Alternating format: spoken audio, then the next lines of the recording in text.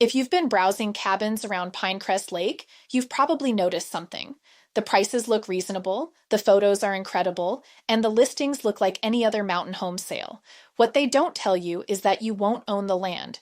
Your lender almost certainly won't finance it. And if you're thinking about listing it on Airbnb, the Forest Service has something to say about that. Today, I'm walking you through exactly how Pinecrest Lake Cabin purchases work: the land ownership structure, the financing situation, the annual fees, and the rental restrictions that catch most buyers completely off guard.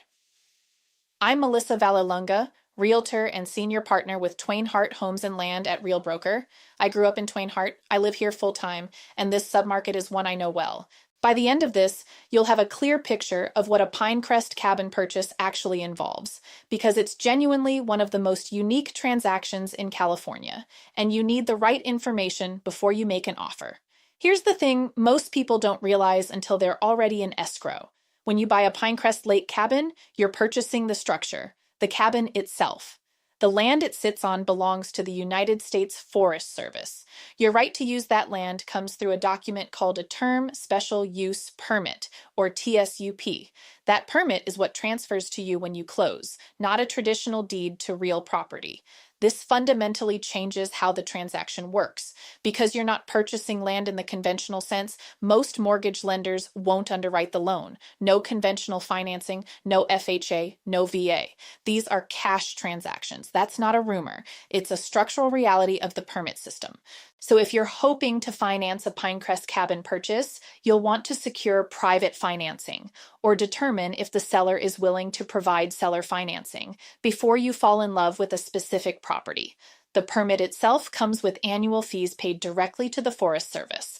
Those fees are based on the appraised value of the permit and are generally in the $1,500 to $3,000 range per year, depending on the cabin. Get that number before you make an offer. It's part of your annual carrying cost, just like property taxes.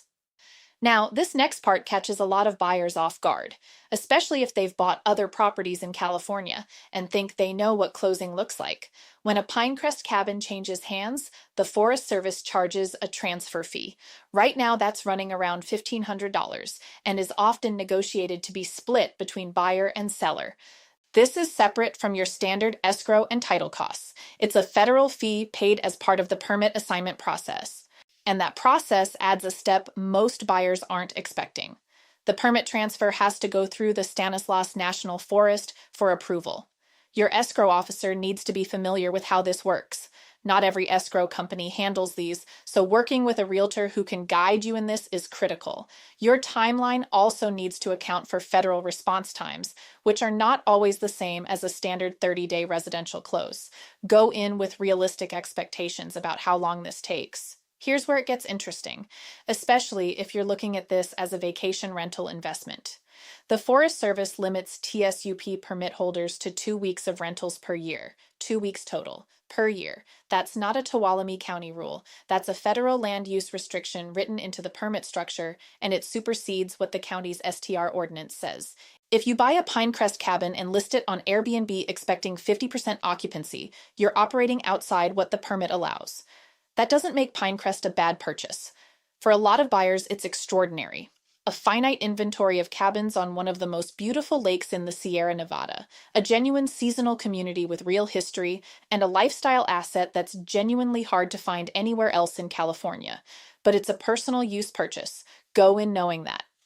So if you're seriously looking at Pinecrest Lake cabins, here's the short version. You're buying the structure on Forest Service land under a term special use permit. Conventional financing isn't generally available. You'll pay an annual permit fee and a federal transfer fee at closing, and you're limited to 2 weeks of rentals per year. None of that makes it a bad purchase. It makes it a very specific kind of purchase that rewards buyers who understand exactly what they're getting. If you're exploring Pinecrest cabins and want someone to walk you through the process before you make an offer, call or text me at 209-352-8528. You can also visit melissamtnhomes.com to schedule a showing. This submarket has real nuances, and the details matter. I'm Melissa Vallelunga with Twain Harte Homes and Land at Real Broker. I'll see you in the next one. Warmly from the mountains.